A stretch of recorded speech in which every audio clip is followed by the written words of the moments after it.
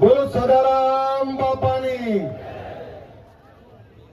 આજે અહીંયા આખો સમાજ ભેગો થયો અને આપણી જયકારામાં અવાજ ના હોય બરોબર. જગદીશભાઈ ઠાકોર સાહેબ એમના બેસાતું નહીં તો ખુરશી લઈને બેઠા છે. એમને ખબર પડવી જોઈએ કે એમણે આખી જિંદગી જે સમાજ માટે મહેનત કરી, એ સમાજ આજે ખૂબ આગળ વધ્યો છે. બોલ સદારામ બાપાની. તમારા અવાજમાં કરંટ હોવો જોઈએ. અને આજે ઓગણનાથ ભગવાનની જગ્યા ઉપર ભેગા થયા છે. બોલો ઓગણજી મહારાજ કી. આજના આ બંધારણ સભાની અંદર ઉપસ્થિત તમામ સંતો, તમામ મહંતો, તમામ આગેવાનો, યુવાન દોસ્તો, માતાઓ અને બહેનો, અહીંયા બંધારણનું વાંચન થયું, બંધારણના નિયમો નક્કી થયા. આ નિયમો શા માટે, એવી શું જરૂર પડી સમાજમાં કે બંધારણ બનાવવું પડે? ને બંધારણ એક એવું બંધારણ જેનો અમલ પણ થાય, જેની માટે તાલુકે તાલુકે, ગામડે ગામડે બંધારણ માટેની સભાઓ થઈ. નક્કી કર્યું, પૂછવામાં આવ્યું કે શું ખૂટે છે, શું તકલીફ પડે છે. અને એ બધું છેલ્લા 1-2 મહિનાથી જે મિટિંગો ચાલતી હતી, તમામ લોકોએ પોતાનો મત મૂક્યો, તમામ પીડા મૂકી, તમામ તકલીફો મૂકી. અને એના અંતે નક્કી એવું થયું કે આ સમાજમાં જે કુરિવાજો છે, આ સમાજમાં જે ખોટા ખર્ચાઓ છે, સમાજને જે પીડા આપતા પ્રશ્નો છે, આ પ્રશ્નોની સામે સમાજે જાગવું પડે. બીજા સમાજો જે બીજા આગળ વધ્યા, ટેકનોલોજીમાં આગળ વધ્યા, અંધશ્રદ્ધા કુરિવાજોમાંથી બહાર નીકળ્યા, વ્યસન મુક્તિ તરફ વધ્યા, શિક્ષણની દિશા પકડી, એ સમાજો જે રીતે આગળ વધ્યા, તો આપણે શું ખૂટે છે? એક એવો સમાજ આપણે જેની જોડે જમીન જાગીરી, એક એવો સમાજ જેના માથા બહુ પણ તકલીફો પણ એટલી જ છે. ત્યારે આજે આ તમામ આગેવાનો, આજે કોઈ પાર્ટીના આગેવાનો નથી, આ જે આગેવાનો આવ્યા છે સમાજના આગેવાનો આવ્યા છે. સમાજની ચિંતા કરવાની, સમાજની ચિંતા જે વર્ષોથી કરે છે, એ ચિંતા અને ચિંતાની સાથે અનુભવનું ભાથું લઈને આવ્યા છે. અહીંયા સંતો આવ્યા છે આશીર્વાદ આપવા માટે. આ સંતો એટલે આશીર્વાદ આપવા માટે આવ્યા છે કે સંતો હંમેશા પોતાના અનુયાયીઓને એક જ આશીર્વાદ આપતા હોય કે સુખી થાવ. જ્યારે સુખી થવાનો આશીર્વાદ આપવા માટે આવ્યા હોય, ત્યારે આ સંતોને પણ એવું લાગ્યું છે કે ગૌ બંધારણ એવા નિયમો બની રહ્યા છે જેના થકી આ સમાજમાં તમામ બદીઓ, તમામ તકલીફો દૂર થઈ અને સમાજ તમામ ક્ષેત્રે આગળ વધી શકે, એટલે આશીર્વાદ આપવા માટે આવ્યા છે કે આ બંધારણનો 100% અમલ થાવ અને સુખી થાવ, એવા આશીર્વાદ આપવા માટે આવ્યા છે. દોસ્તો, આગેવાનો ચિંતા કરે, આગેવાનો વાત મૂકે, પણ આ વાતમાં આપણે તમામ રીતે હંમેશા એક જ વાત મૂકીએ છીએ કે રાજનીતિ, રાજનીતિ, રાજનીતિ. રાજનીતિ આપતી જતી રહેવાની. સતયુગ, ત્રેતાયુગ, દ્વાપરયુગ, કળિયુગ આવી ગયો. સત્તાની લડીઓ ચાલવાની, એ લડાઈ ચાલે છે ને ચાલતી રહેવાની. પણ જે લોકોનું આપણે નેતૃત્વ કરીએ છીએ, જે સમાજમાંથી આવીએ છીએ, એ સમાજને સાચી વાત, સાચી દિશા આપવાનું કામ આપણે નહીં કરીએ તો આવનારી પેઢી માફ નહીં કરે. આજે અહીંયા તમામ આગેવાનો બેઠા છે, ત્યારે તમે જોયું હશે કે હજારો લોકો આવ્યા. હું પોતે, હું મારા પત્ની બે આવ્યા છે. આ ગેની બેને આમંત્રણ આપ્યું હતું. એ મને ના પાકી ઉભા ના કરતા, કારણ કે મારા પપ્પા આવ્યા છે, મારા ઘરનાને લઈને આવ્યો છું. મેં એને કહ્યું કે ગેની બેને કાલ મેળું માર્યું સાહેબ કે સગવડે આવજો, નહીતર નિયમનું પાલન કોણ કરશે? મારી બહેનો અહીંયા બેઠી છે બધી. સાહેબ, બંધારણ બન્યું અને બંધારણનો અમલવારી આપણે કરવી જ પડે. પણ આમાં બે સૂચનો છે મારા. મને સૌથી સારી જો બાબત લાગી હોય તો તમે વૈશાખ સુદ ને મહા એટલે 15 દિવસના આખા વર્ષના 30 મુહૂર્ત નક્કી કર્યા. લગ્નની સિઝન 2 હોય અને મહા મહિનો વૈશાખ, આ 2 મહિનાની જે લગ્નની નક્કી કરી તમે મુહૂર્ત, આ મુહૂર્તમાં જો લગ્નો થશે ને તો સાહેબ અડધી તકલીફ તો એમની દૂર થઈ જવાની. એનું કારણ છે કે આહિર સમાજ, હું આહિર સમાજના સાહેબે બટેજી 13ના દિવસે એક જ દિવસે આખી રાત લગ્ન થાય, ઘરે ઘરે આખા ગુજરાતમાં આખો સમાજ ઘરે ઘરે લગ્ન થતા હોય. કોઈ જગ્યાએ 15 લોકો બેઠા હોય, કોઈ જગ્યાએ 20 લોકો બેઠા હોય, પણ એ તમામ જગ્યાએ 10 લોકો, 15 લોકો, 20 લોકો એટલે કોઈ ખોટા ખર્ચા થાય જ નહીં, ખોટા દેખાડા થાય જ નહીં. એટલે આ જે નક્કી કર્યો છે નિયમ, હું આ બંધારણ નક્કી કરનારા તમામ આગેવાનોને અભિનંદન પાઠવું છું કે આ નિયમ થકી તમારી 50% તકલીફો એમની દૂર થઈ જવાય. પણ એક બીજી વાત કરું, તમે 16 નિયમ બનાવ્યા, 17મો નોંધ લખી છે, પણ 17મો નિયમ પણ બનાવો. આપણા બોલામણા બંધ કરો. આ બોલામણા એટલે શું મને ખબર પડે? આપણા ત્યાં કોઈ માદું પડે તો એના ઓછીના નીચે 10, 20 રૂપિયાની, 50 રૂપિયાની નોટ મૂકવાનો રિવાજ કેમ? તો કે આને દવાખાનાનું બિલ ભરવાની તકલીફ ના પડે. આ રિવાજ એના માટે કરેલો. પછી તો 10,000 રૂપિયાનું દવાખાનાનું બિલ ના 2.5 લાખ રૂપિયા તો એ બોલામણામાં વાપરી નાખે. આ ના ચાલે. તમારે ખોટા ખર્ચામાં નીકળવું પડે બાદ. પણ આ બંધારણ બન્યું, સૌથી પહેલા સ્ટેજ વાળાને શપથ લેવડાવજો.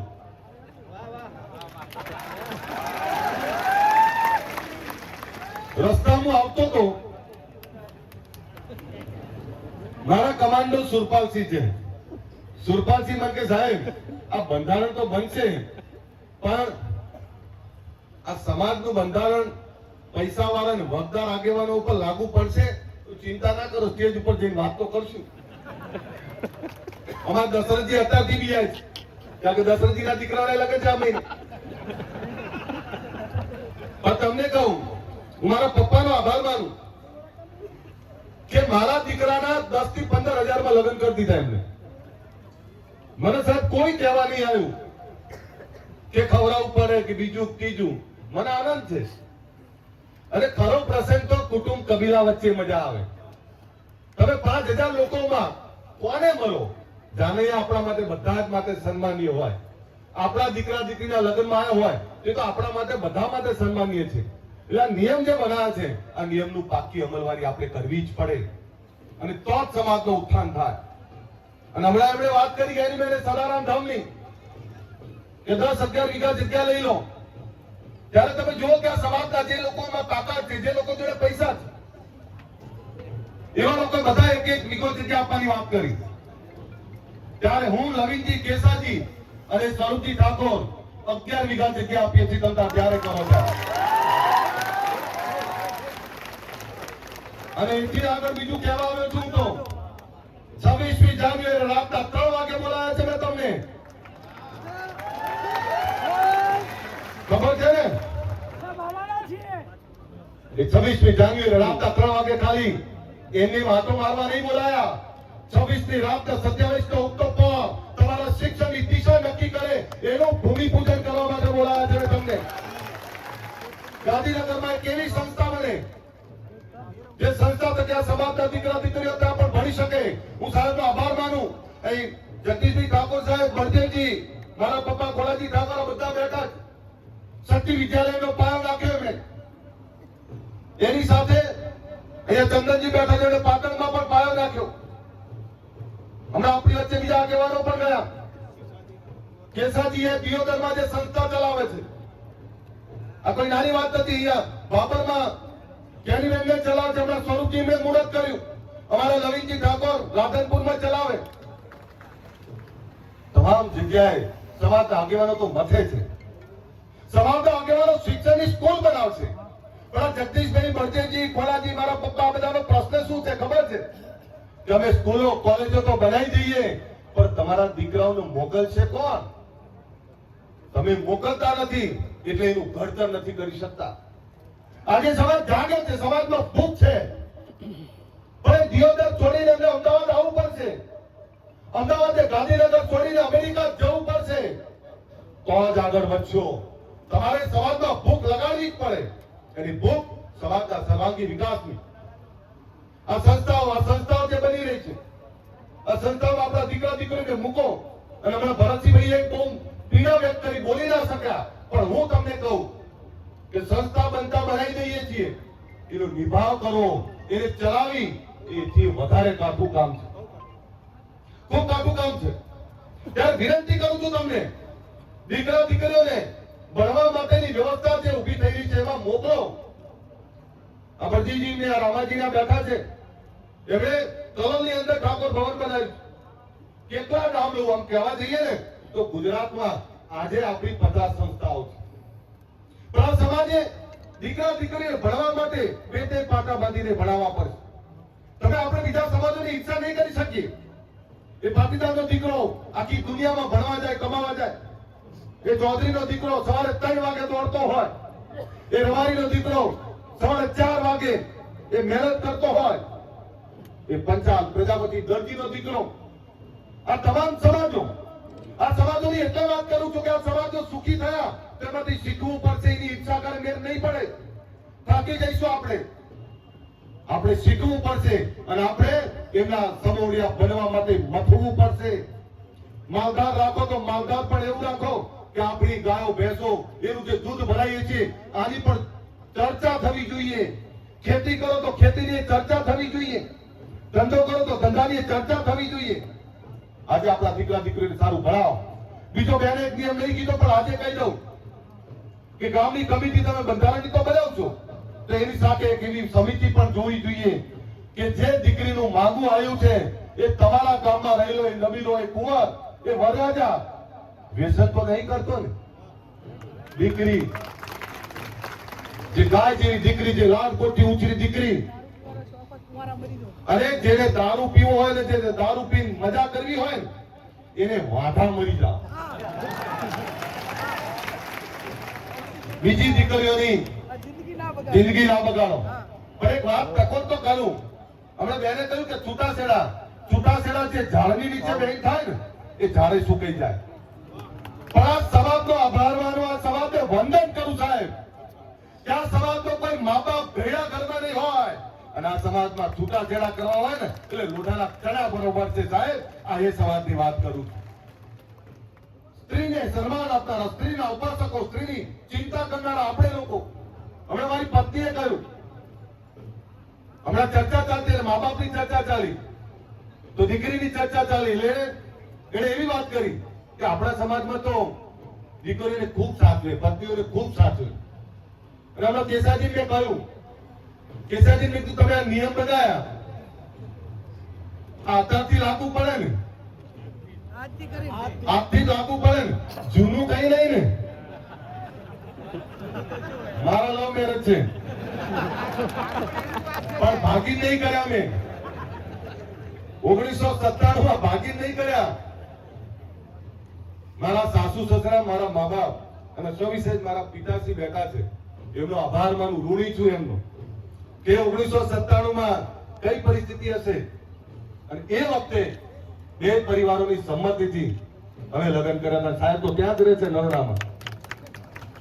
પણ આપને બે હાથ જોડે વિનંતી કરું છું, આ સમાજ એક કેમ થયો છે ખબર છે? આટલી મોટી સંખ્યા કેમ છે સાહેબ? હું 2 કિલોમીટર ચાલીને આવ્યો. નટુજીને તકલીફ પડી હશે, 1 કિલોમીટર પોણો કલાક થયો. આટલા બધા લોકો કેમ આવ્યા? આ બંધારણની ચિંતા, એ ચિંતા તો ખરી પણ તોય આટલા બધા લોકો કેમ આવ્યા એ ખબર છે કેમ આવ્યા? આ સ્ટેજ ઉપર બેઠેલા તમામ રાજકીય આગેવાનો રાજકારણ ભૂલીને સમાજ ત્યાગ કર્યો છે એની ચિંતા કરવા માટે ભેગા થયા છે. આ એટલે આવ્યા અને એટલે કહું છું કે આપણે ભેગા છીએ તો સમાજ તો બચારો રાહ જોઈને બેઠો છે. સમાજ તાકાતવર છે. સમાજે તમને સિંહ ગર્જના કરવાની તાકાત આપી અને તમે બકરી બની જાઓ તો એમાં સમાજનો શું વાત? સમાજે તાકાત આપી, સમાજે ચિંતા કરીને આટલા મોટી સંખ્યા ભેગા થયા છે. હું કેસાજી, કેમજીભાઈના, મુકેશભાઈના બધા જે કઈ આયોજન કર્યું છે એની બેન બતાવે હું અભિનંદન પાઠવું છું કે તમે ખૂબ સરસ આયોજન કર્યું છે, ખૂબ સરસ ચિંતા કરી, હું બંધારણ બનાવ્યું છે. સાહેબ આના 2 વર્ષ પછી જોજો, જયારે અમે વ્યસન મુક્તિની વાત કરતા તો સાહેબ આપણા જ લોકો હસતા હતા અમારા ઉપર. એટલે કેવી રીતે તમે વ્યસન મુક્તિ કરાવશો? આજે સાહેબ આ સમાજમાં 95% વધારે વ્યસન મુક્તિ આવી છે. અમને કેસાજીએ બહુ સારી વાત કરી કે તમે વ્યસન મુક્તિની વાત તો કરો છો પણ દારૂ પીનારા દવાઈ આવવાનું બંધ થઈ ગયા. અહીં બેઠેલા બધા વ્યસન મુક્ત છે, અહીં બેઠેલા કોઈ વ્યસન નહીં કરતો. પણ મેં કીધું એક બીજી વાત કરવી છે. બેનો પડી ગયો ના ખાય ને માફ કરો, તમે અમારી આબરૂ છો. તંદુરસ્ત પેઢી માટે, આ સમાજના આવનારા ભવિષ્ય માટે બેનો પડીકી ખાય, સાહેબ આ કેવી શરમજનક બાબત છે. બે હાથ જોડું અને એમના ઘરવાળાને કહું કે તમે મસાલો ખાતા હશો ત્યારે પડીકી ખાવા લાગ્યા, અને તમે બે ખાતા હશો તો દીકરી તો ખાવાના જ છે. એટલે પડીકીઓમાંથી બહાર નીકળો. તંદુરસ્ત પેઢી, આવનારું પેઢીને સબળ સક્ષમ જીવન આપવું હોય તો શિક્ષણ, સંસ્કાર, વ્યસન મુક્તિ આ બધું જ જોડે રાખવું પડશે. તમારે ધંધા રોજગારની સારી દિશા નક્કી કરવી હોય તો કેલ્ક્યુલેટ જિંદગી જીવવી પડશે. તમારા રૂપિયાને યોગ્ય મેનેજમેન્ટ કરવું પડશે.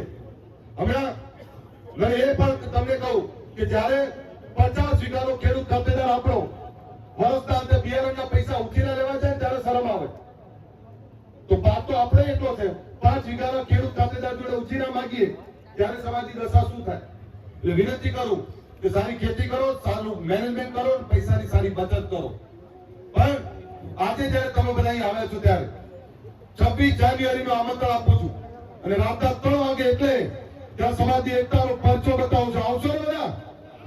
તો બે હાથ ઊંચા રાખી તાળીઓ પાડે, ખબર પડે અને ખબરી પડે તો જ ખબર પડે કે આવવાના છો. ઘણા બધા પૂછ્યું કે રાતના 3 વાગે કેમ?